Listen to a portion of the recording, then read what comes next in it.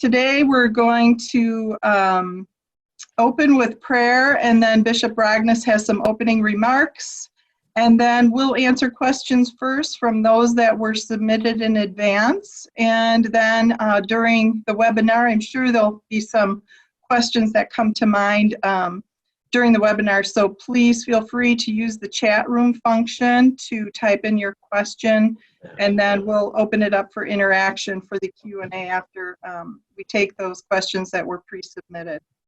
We are recording this webinar today, so for those who were unable to make it live, they'll be able to view it, but also if you need to review it, if there's something you missed, you want to catch it, just know that the webinar will be posted to the website and you'll listen to it then. So let's open with a word of prayer.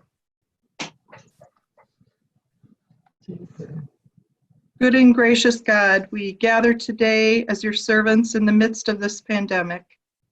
Calm us as we live into the wake of disease and fear and uncertainty. We trust your presence in our lives as we are church together for your purposes. Bless us as we reflect and discuss how we can faithfully lead our worshiping communities into a re-entry process that is healthy and filled with best practices for the health and well-being of all. Today, Lord, we lift in particular in prayer Steve and Jennifer Kotke, our beloved brothers and sisters, as they mourn the loss of their son, Hunter. Surround them with your care. We pray that they feel your presence now and in the days ahead. We ask this all in Jesus Christ. Amen. Amen. Bishop Rogness, I will now hand it over to you.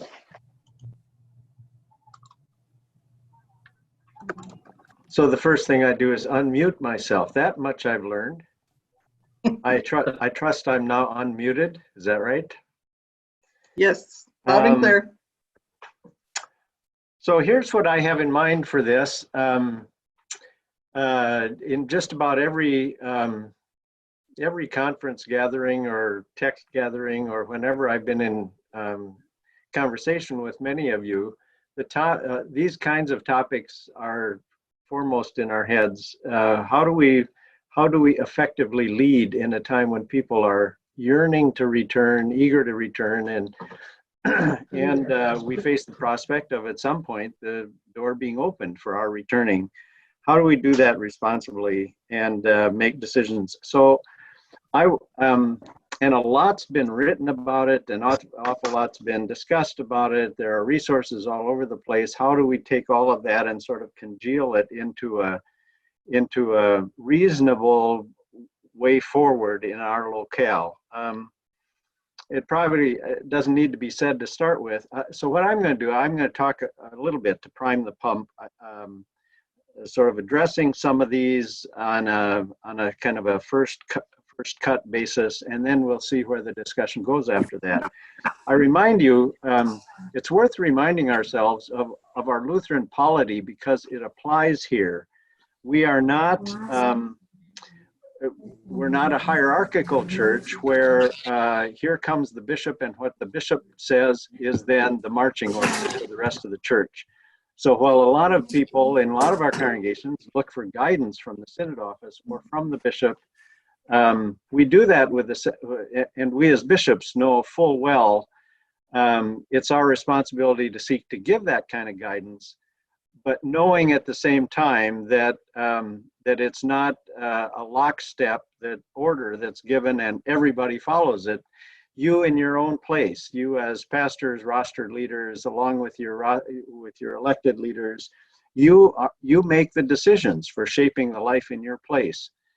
On the other hand, while we aren't a hierarchical church, we're also not just a loose collection of independent, go where you want kind of people. Our whole mindset is to understand we have relationships with each other. We draw strength from that kind of collegiality and that looking for some consistency in our life together as a church. So conversations like this, to talk together about how best to move forward, make a lot of sense for us as Lutherans. Everybody's doing it, but it especially makes sense for us. What I want to do is, I thought I've mentioned that many others are doing similar kinds of things in other synods. I liked a sort of a fourfold approach that Craig Satterlee over in Michigan took to frame the discussion. So I want to start by saying a few words about what he called his four opening categories or questions. The first, who are we going to listen to? That is, who is it we look to give us guidance through all of these? Secondly, what are we doing in the meantime? What plans are we making? What is life right now like, and how do we best anticipate moving forward? Thirdly, what will life look like when we return? What does that return look like? And fourthly, what are the long-term implications for what we do now and decide now? So let me make a few comments about each of those, and then we'll get to the questions, some of which have been sent in ahead of time and some of which we'll get into here. Who are we going to listen to, I think, is an important place to start. I would guess a good number of you have, in your congregations, have some pretty opinionated people who have strong ideas.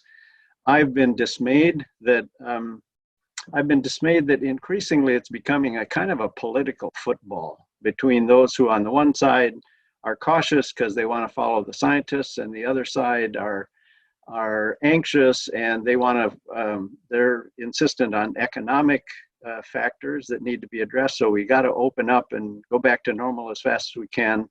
What voices do we listen to? What guides us the best? So I want to lift up several. If we as church have as a fundamental reason for our being the care of persons, if we are communities of love for one another and of the world, our care is for the world. And we, as I've said before, we love our neighbor during this time by in essence, staying away from our neighbor. That is by honoring the separateness that we need. So theologically, we're disposed to care for neighbor and to best do that. Now, caring for a neighbor's economic interest is an okay factor as well to take into account. But in terms of just basic health, we need to be listening to the scientists, to the people who understand the kind of danger we're in a pandemic, and who give guidance for how to live well during that time. The Centers for Disease Control, I think we start with the guidelines that the federal government, particularly through CDC, gives. Our state government, our public health department has given good guidance, I think. I just this morning, I don't know how many of you are on that mailing list, but something came from the governor and lieutenant governor again this morning with their recent changes as of yesterday.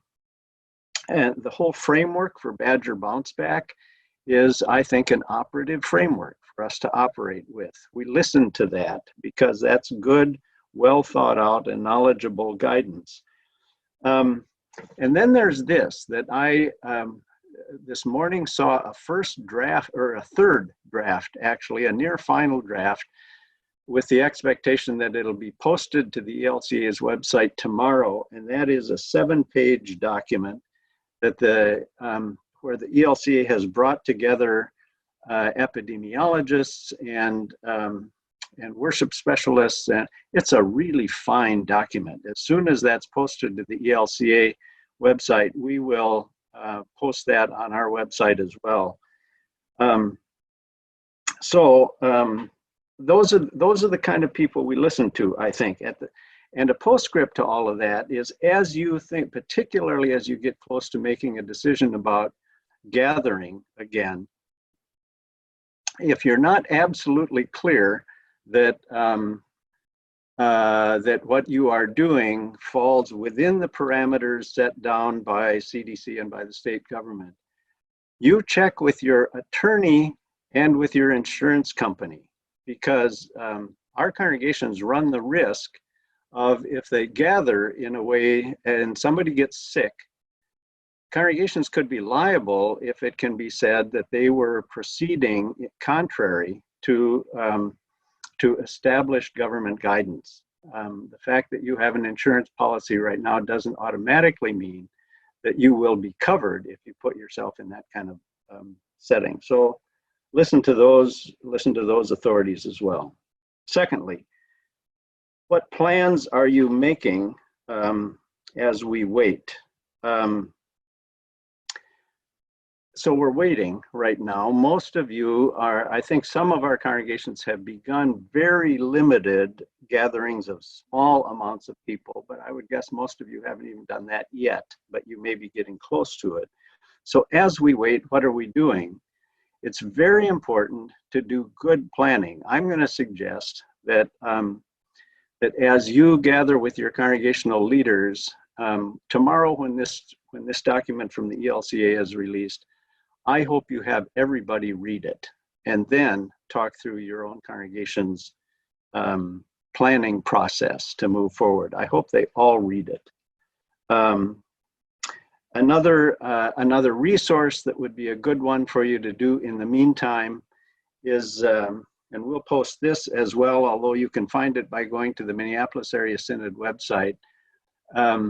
Dr. Michael Osterholm, whom he was on Meet the Press on Sunday. He's been on that before. He's been on public television. You see him a lot these days. He's from the University of Minnesota. He's an ELCA member, Luther College graduate, and a brilliant man. He did a webinar for a half hour with the Minneapolis Area Synod where he explained how this virus works and what the implications of it are for churches. And I think everybody ought to look at that if you're making a decision for your church community. That's a fine resource. So as you are waiting, you do some education and some planning, and you think about what kinds of things you could be doing as you move forward. What decisions should you be making?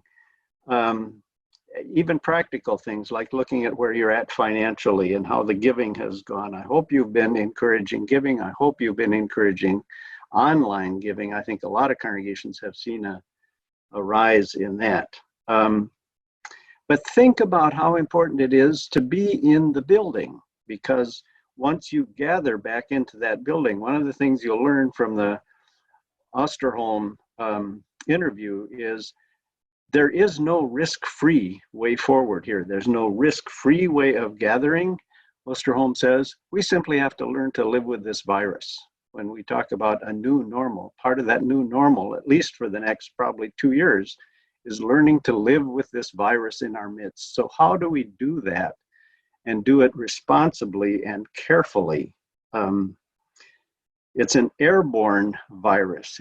He refers to it as an aerosol virus. That is, it's primarily in the air, while with all of our emphasis on hand washing and touching and so on, just breathing common air is as significant a risk as anything else, because it is primarily an airborne virus. So we think about when we get together, we are in an enclosed space, breathing the common air. That means we're at risk when we are simply gathering, no matter what we do as we gather. So thirdly, what will life be like when we return?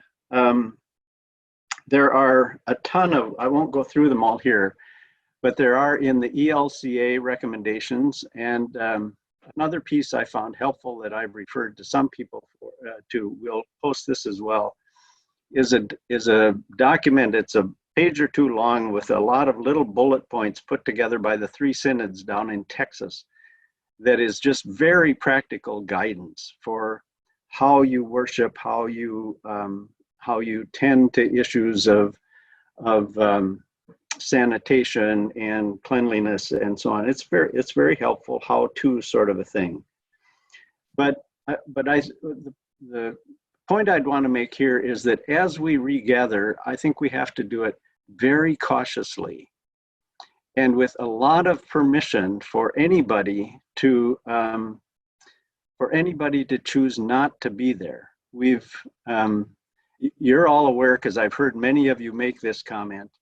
One of the challenges we'll face when we open up is that the at-risk population are older members, the very ones who probably should be most cautious in coming and should not come initially. They're the most faithful, the most eager to be back, and they'll be in the door at first.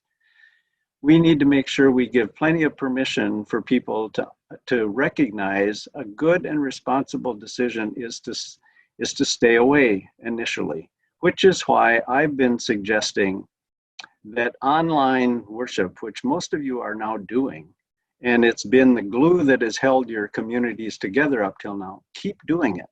That's one way to make very clear to people that we're not now calling you back if in fact you ought not be back. And we're reaching people through online worship that in some ways I think we haven't before. So it's a good thing to simply keep doing it. Follow the kinds of guidance that is there for how you come back together, and we can have some more conversation about that, I suspect. I've written before, and we've had discussions before about communion.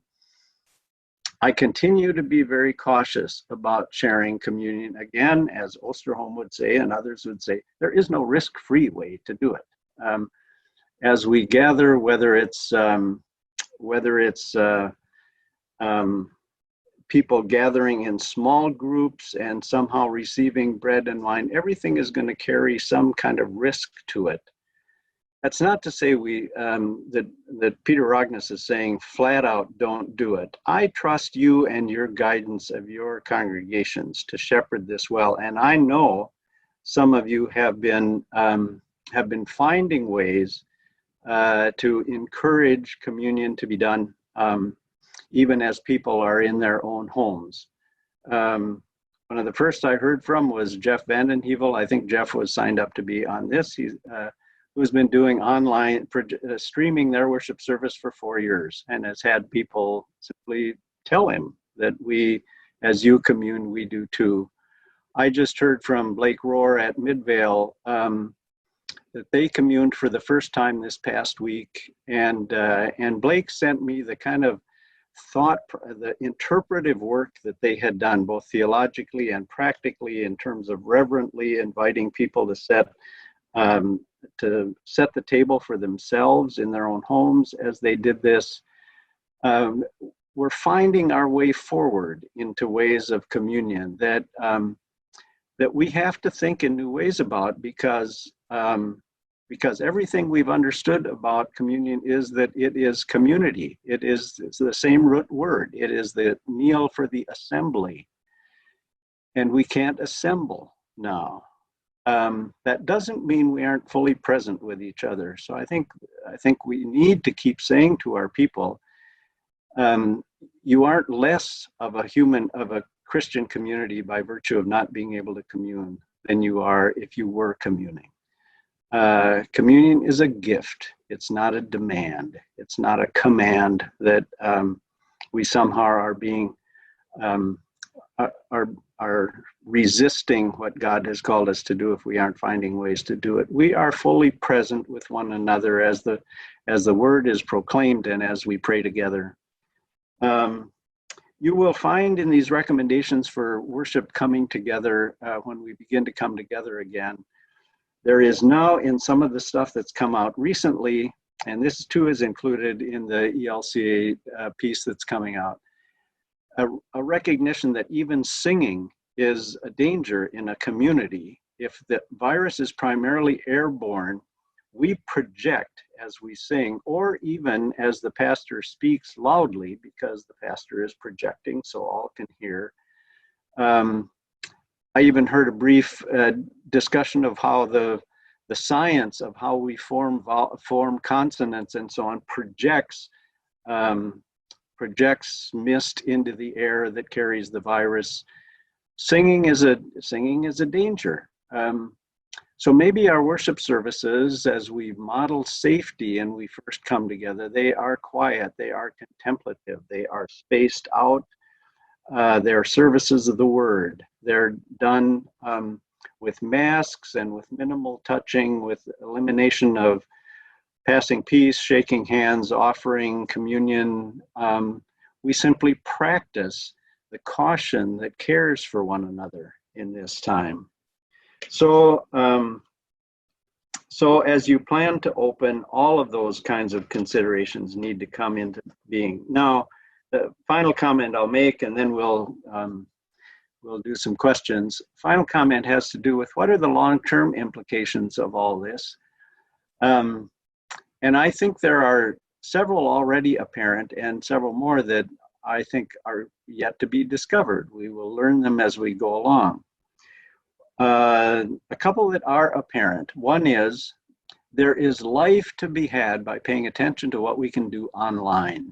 Life to be had for continuing to be in contact with those for whom physical mobility is hard, whether it's the aging people that just have trouble getting out, or people who are sick for whatever reason, to feel like they are somehow included. We've now moved our consciousness as a people of God to the point where we're no longer thinking that something that gets posted on a website is sort of something we're not very familiar with and don't know anything about, and it's not very germane to our life anyway. It's now, for some months, been central to our lives together. There's no reason to lose that. We can continue to do a lot of things, even just meetings, more easily online now that people are used to it. I hope we don't lose that. Secondly, and this is part of my caution for whether it's communion, part of my caution for new ways of distributing communion is, do we risk creating a kind of a mindset that we can do this in a sort of a gimmick way? And that why not do it again? You don't really have to come to a church service for a full bore worship service in order to have communion if there's this other quick way to do it. And we make communion less than, if the long range implication is in any way to sort of trivialize it, we do ourselves a disservice. I don't think that needs to happen. I think there are ways that we can get into it with full reverence and continue to affirm its place as the central act of the gathered community. But it's the kind of thing we need to be a bit aware of.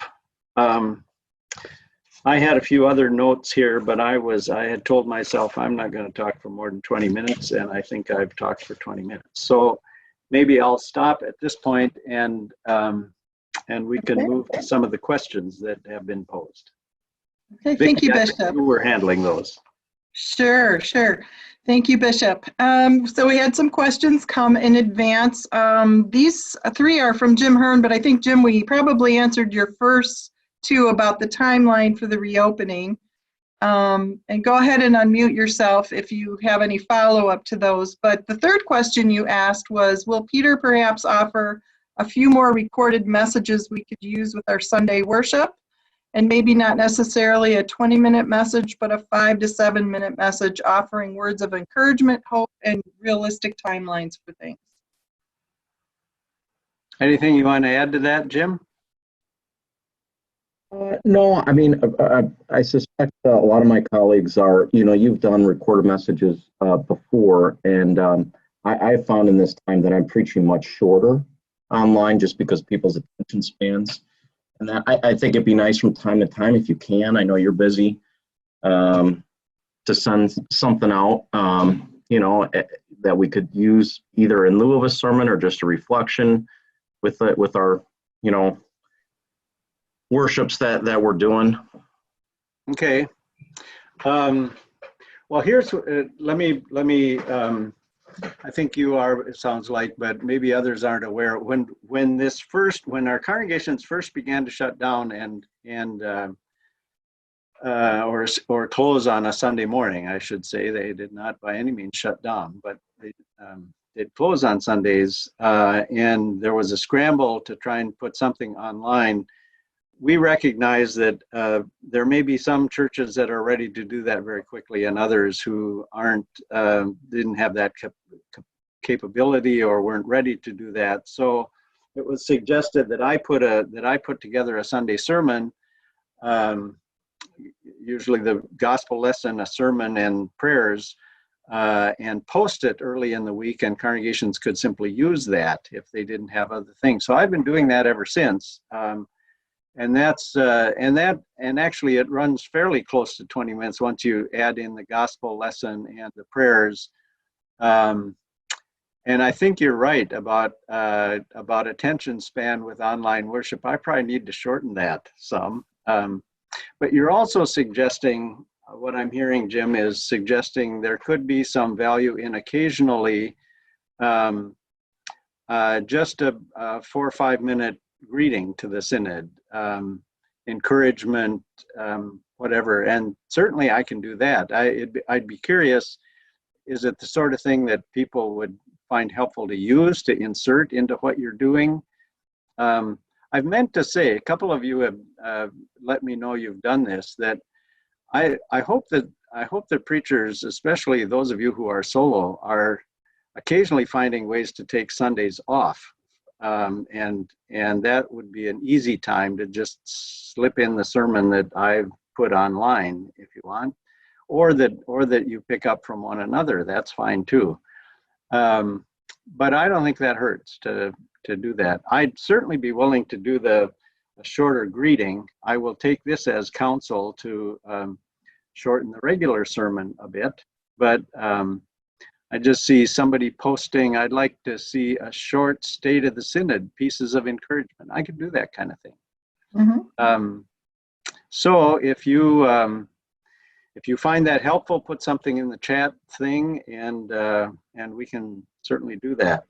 The other, I do want to make a comment. Jim also asked in his earlier questions, will congregations be on the same timeline for reopening?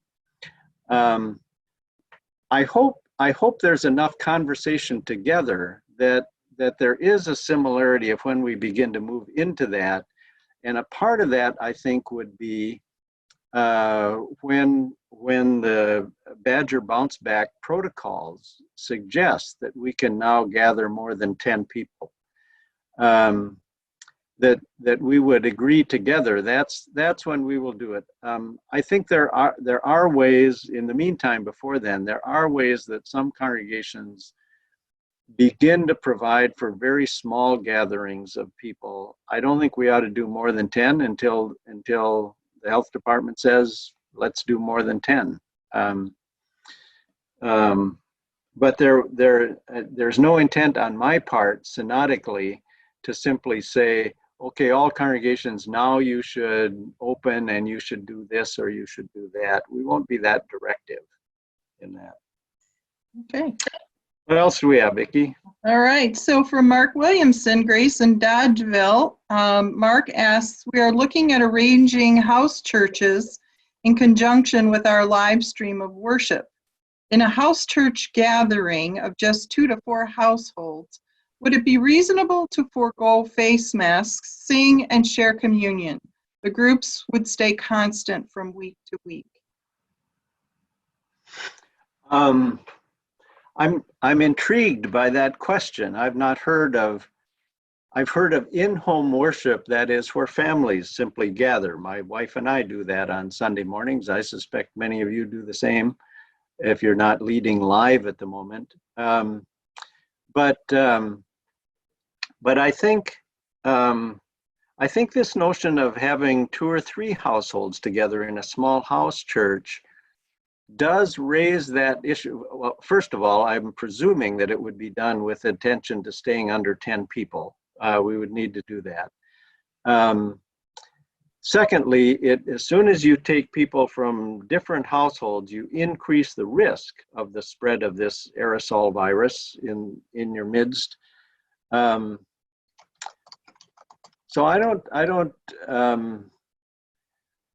I think I'm intrigued by the idea, Mark, because it is beginning to move back, inch our way back to the sense of assembly. I like the house church idea. I'd be cautious about too many people in it. There is, I should mention this as well, there are several synods, particularly in more rural areas. I'm not sure why, but both the North Dakota synods, I'm aware, I think Northwest Minnesota as well, have made available to their congregations a suggested order for home communion.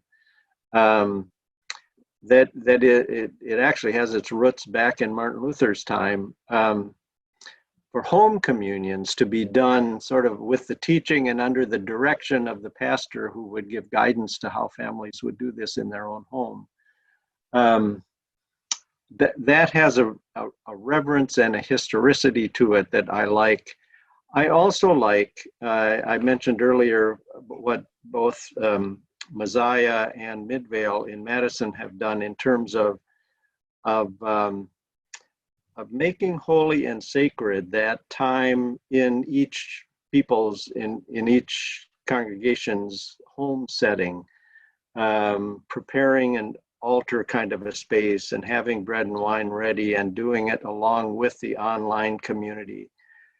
That to me has a respectful feel for the way we honor the fact that this is something we do in the assembly.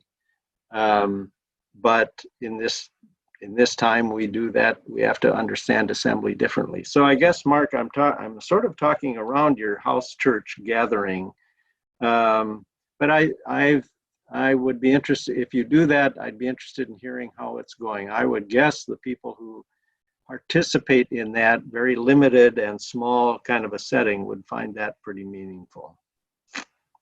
Thank you, Bishop. The next question came from Rob Koski. Rob, I can give the scenario that you shared here. You had an idea of doing neighborhood worship services with Holy Communion and imagining a gathering of about 4 families gathered at a distance in a driveway or front yard for a short worship service. Each family group would stay apart. Each group would come forward to receive communion separately to maintain distance. This would be outdoors, which is safer than indoors. Each group would consist of people from the same household. I'm wondering if this type of arrangement would still need to be limited to 10 individuals. I also think that this would provide a good witness in the community and allow members to get to know other members in their neighborhoods and perhaps provide an opening to invite their neighbors. Comments? First of all, I think the health department is going to say yes, the limitation of 10, even in that parking lot kind of a gathering, does apply. Some of you may remember it got some play in the newspaper when a couple of our congregations that were doing parking lot worship where people would stay in their homes. Rob, one of them was out by you where Dale was doing it with his congregation. People would stay in their cars, not roll windows down, even not get out, have any interaction. And for a time, some sources in the health department said, you can't even do that because you're in a confined space. That is, a parking lot was being interpreted as a confined space, and you have more than 10 people there, so therefore you can't do it.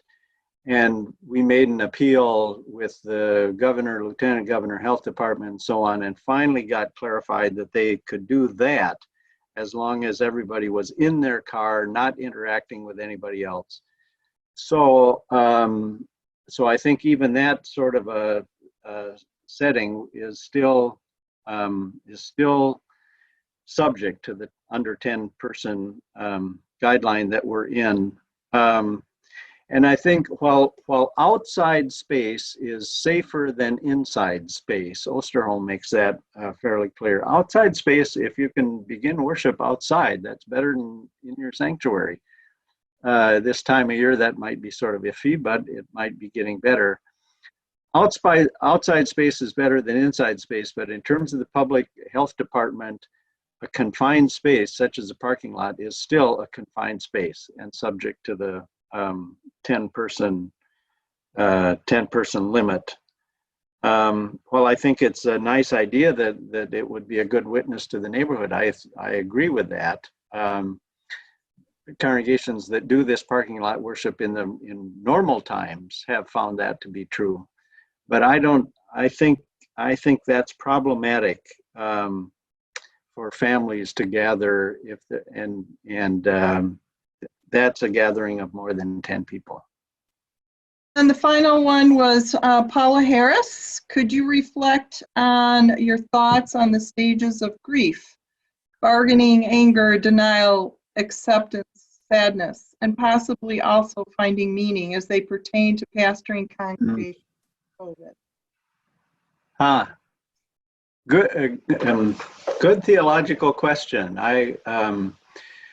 Those of you with more experience in the whole counseling arena could perhaps answer this better than I. I think there are similarities to the grief process. Certainly the loss of our gathered community is a source of grief for a lot of people, and the kinds of emotions, anger, bargaining, acceptance, and so on that we move through in any grieving process can be observed in this as well. Two quick comments I'd make about it, and then I'd better shut up, or I'd show my ignorance if I talk much longer about it. The first comment is that in any of these kinds of, people move through those stages in different ways. And with any given congregation, people may well be at different points, not just different political views of all of this, but different points of their own processing it. It can be, just like in any grief and loss situation, it can be an enriching thing for a group to be brought together and to listen in a caring and sympathetic way to one another. It can draw people closer together just to share, to recognize this is a shared experience that we're all in. What's going on for you and what's going on for you. And out of that can be a deepening of the community of faith that is the congregation that's experiencing all of this together. So I like the question, and my hunch is Paula could give a better answer to it than some of the rest of you as well. But to the point of the question, to understand what's going on really for our people through all of this. Very helpful thought in the mix of it all. Thank you. I'm going to turn it to Michelle Elfers. Michelle, you had some questions that you sent in advance, and maybe we've satisfied some of those. One of them that we might not have is your bishop's opinion on mandating that everyone at church must wear a mask when we gather again, and with new unused masks provided for those who do not have one. If they refuse to wear masks, what do we do? Do we refuse worship? Do they do online worship only? Is that the sum and substance of that question, Michelle? Yeah, we talked about that at our conference meeting today, and I was just curious, as larger input about the fact, if wearing masks is going to be one of the suggestions in either the ELCA document or how to proceed, because that seems to be not to protect yourself, but, and again, the same light of we've been speaking earlier about protecting others because of the asymptomatic passing of the virus. Yeah, the wearing of masks appears in a good number of guidance pieces. One I think I forgot to mention right at the beginning when I was mentioning CDC and the health department and so on, is the Wisconsin Council of Churches piece that was put together now several weeks ago now. It was one of the first ones that we saw and I think was really good. It talks about masks. The ELCA one talks about masks. Osterholm, interestingly,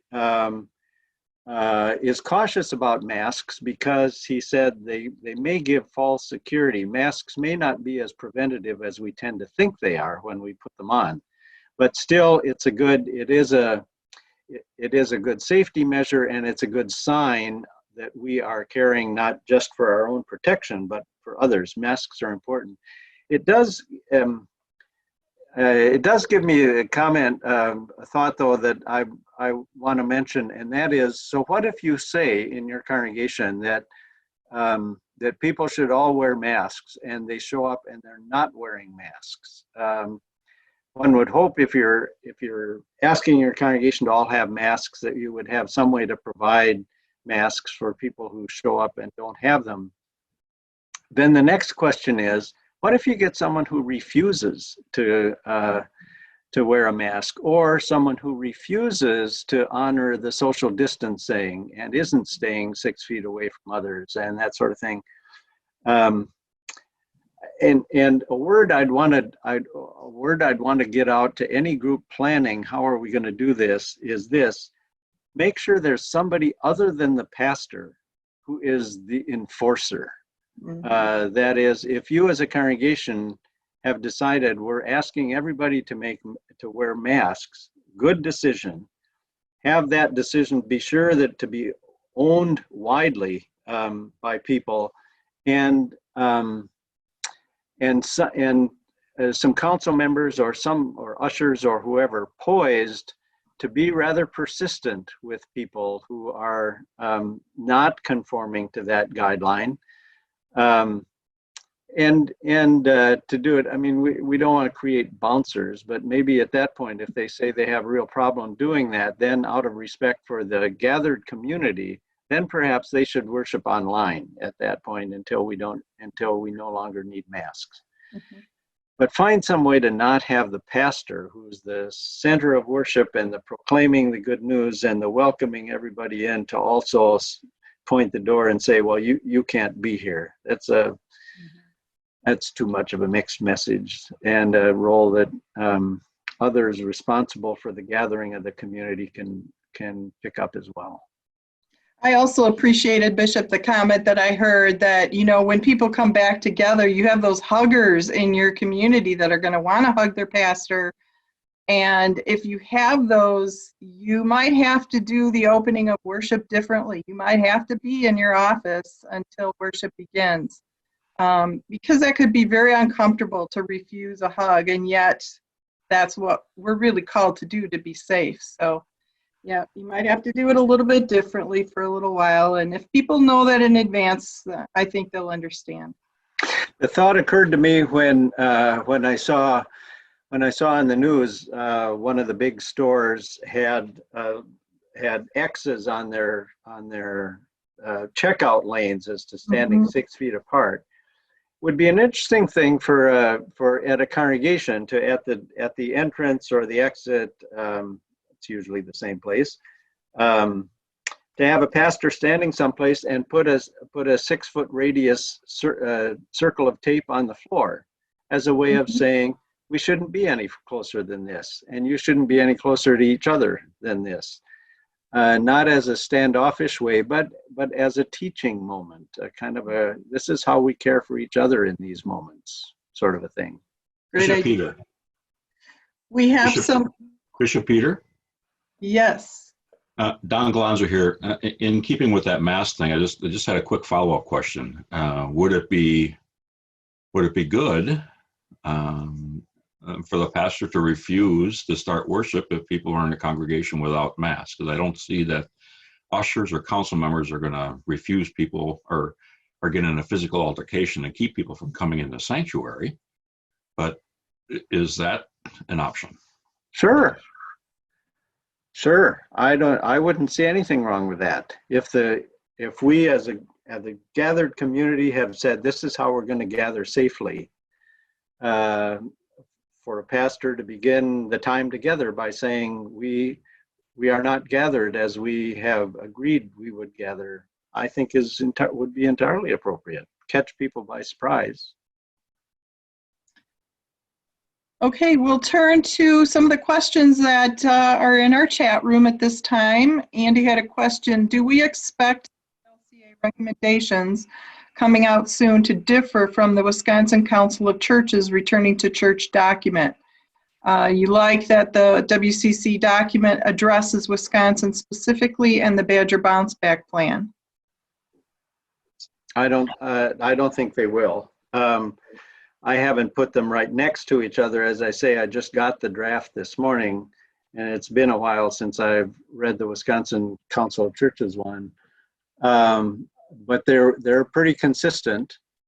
And the phases described in Badger Bounce Back are very similar to the federal phasing issued by the Center for Disease Control, the CDC, that also talks about a phase 1, a phase 2 of 50 people, and a phase 3 of a greater number than that. So I think people who spend a good bit of time with these varying documents are not going to find a whole lot of variance. I'm aware. I think one of them uses 65 as you ought to stay home, and I saw another document from I think it was another synod that was quoting 50 or 55. When you get into what are the What's the age at which you tell people if you're over this, you should stay away? That may vary some. And obviously the greater variations for those people that ought to stay away are a 70-year-old who's in good health is safer than a 60-year-old obese person with diabetes, for instance. So that's not a rigid age cutoff, even though some of the documents vary in that. But I think when you get into seeing the cautions about worship practices and safety measures when you're gathered together, those are going to be pretty consistent, I think, from one document to another. Thank you. So Fred, you had a question. For larger churches, gathering together looks different than those for those who are smaller. Any thoughts on that? Oh, I think particularly,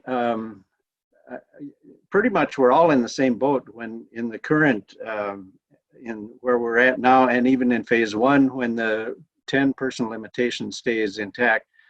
Where it will vary a lot is when we get into phase two, and we're at, some congregations will say, well, 50 people, that's not going to be hard for us to stay under. That's about what we worship anyway, or we're less than that. And if a congregation worships 70 or 80, maybe they have 2 worship services on a Sunday. That's pretty easy. But a larger congregation that may have, a couple hundred people or more on a Sunday, that then gets to be a real challenge. And I know of one congregation that is talking about having more services on Sunday than they normally have. That would seem to me to be one obvious option. I don't know if, I don't know that I have them. Fred's right. Large congregations are going to have to answer that question differently than smaller congregations. Can I follow up on that in regards to the notion of being a corporate group getting together and saying the ELCA and the South Central is going to start to gather together in worship publicly like that? I've heard that too, which I think is also a good option. And maybe there are some small group ministries that can begin to happen in the meantime. And the one thing that you hold off on is the full large group. Are you, Fred, I'm wondering if you're suggesting that it might be that if, that maybe we should see if we could invite a conversation among congregations that worship over a certain number, whatever that number would be, so that the pastors in the congregation, larger congregations that are facing this, that is a different question than the smaller congregations, could talk together about whether there might be some value in thinking about it together and moving into that phase together. That would make some sense to me. Yeah, I know that one of the things that's going to happen is when we closed, most of the churches around us had already closed. In fact, our decision to close was predicated on what had happened at our Savior's in Sun Prairie, and the reality that it wasn't an if question, it was a when question. And so Sun Prairie's situation really helped me create a situation where I could say, okay, it's time. And by that, then I shared that information with our local churches so that they knew what was happening in case their pastors were asked about what was going on at St. John's. So they had the clear information. I think that this coming back into worship mode is going to have a nature of, hey, St. Paul's is doing it, why can't we?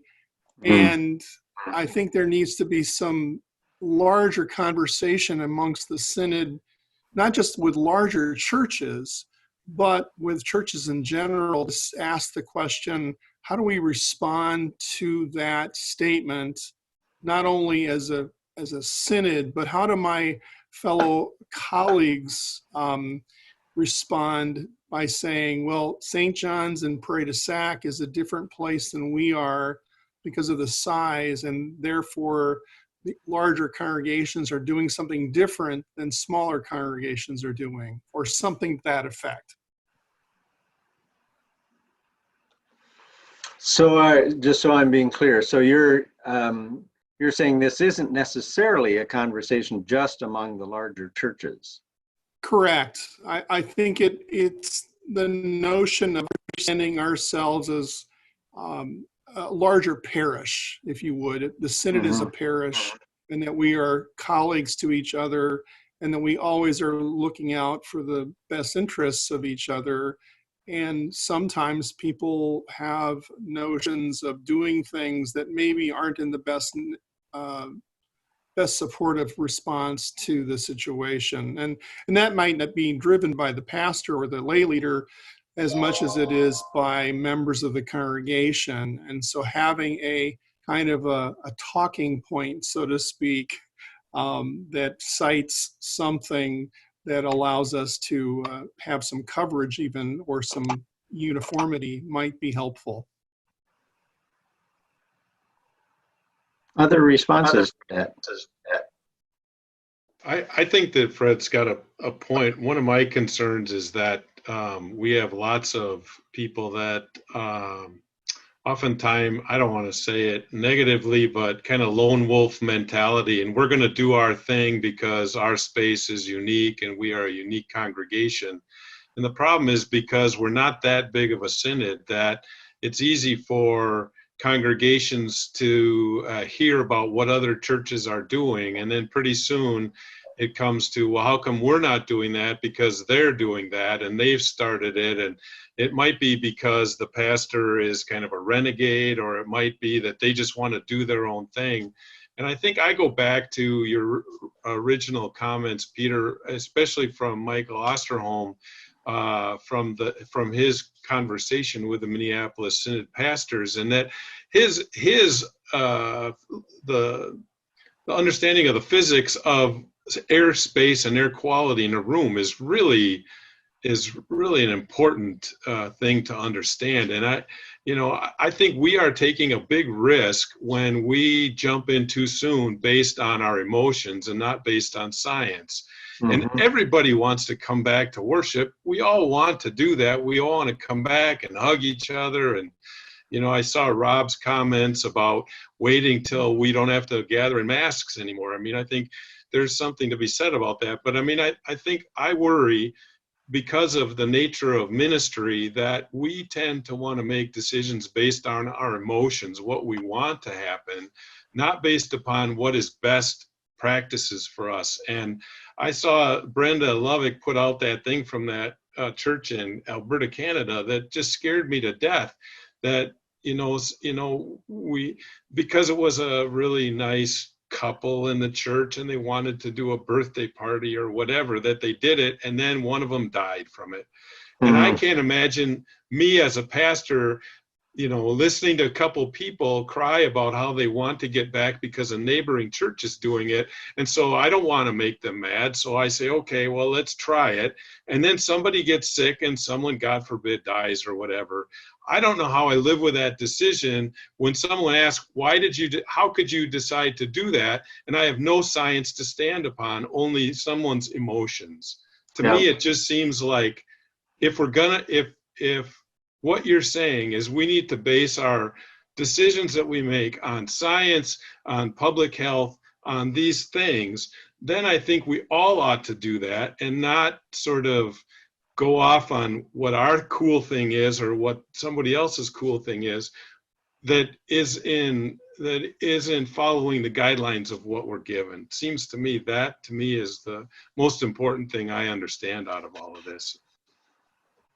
I think that's very well said, Tim, which is why I said at the outset that I think as you begin to think through how are we coming back, the first of those 4 questions that I listed at the beginning, who are you listening to? And it needs to be not the emotional, not the let's get back Let's, I suspect everybody's got in their congregation some of the people whose political leanings lead them to think, to be real sympathetic to those who say this isn't government's role to tell us when to get back. This isn't. We're gonna do what we want. Well, it's not government. It's the science that is informing the policies that health departments and so on are putting out. So I think you're absolutely right. I think science has to inform us. I think that's why I like this piece that the ELCA put together. I think you will find it helpful. It walks us through on what basis are we making these decisions. And I think even if I noticed I got techie enough to put the chat over on the side of my screen. Petter Johansson pointed out that for as much as we may try to think through this together as a synod, and I like that idea, maybe we continue these kinds of chats periodically so that there can be a sort of a group movement towards thinking these things through. We're in an ecumenical milieu, and there will be others in our communities that are still going to make some of our members saying, well, such and such Baptist church is doing something, why aren't we? So we're going to have those people around us, but I like your appeal to saying, let's think this through together. I like that. Thank you, Bishop. Well, we're at our hour here, but before we close, I would like to ask for everyone's input who's on the call today. We received such a positive response to this webinar that we had more than 70 register between the two. We wondered if you would like a weekly check-in with the bishop that would be open to all, more informal conversation. We thought we've got some topics here that we didn't get to, so you could submit your topics in advance, and then we would communicate what that topic would be for any given week. And if you feel the topic would be helpful to you, or maybe even your Synod Council members, you could invite them as well. And you would not need to register, but just come when you can. And we talked about when we would schedule these. We know for sure we wouldn't schedule them on Tuesdays or Thursday mornings when you have your conference meetings and tech study. But it would be at a regular time each week. And so we'd like to know your thoughts on this. Would you be interested in a weekly check-in, which you could attend and when you are able and it would be helpful? And if so, if you could go into the participants. And if you think that would be helpful, vote yes. And Robin will tally those results. And if you think it's helpful, then we'll proceed with doing that. So I'll give you a minute to do that. And Bishop, thank you so much for your wisdom today and sharing of your energy and enthusiasm for staying in connected community. We will be posting these resources to the Synod website, and we'll also be sending out an email with links to all the resources that the Bishop mentioned today. And of course, stay tuned to Connected Community that I'm publishing each week, which is really focused on things related to this pandemic. So with that, thank you for attending this Equipping the Saints webinar today. It's always better with you here. God's peace as you go about the rest of your day. Let me add my thanks to everybody for taking time for this kind of conversation. I think it just builds us all up. So I hope it's helpful to all of you. It's certainly been fun for me. God bless.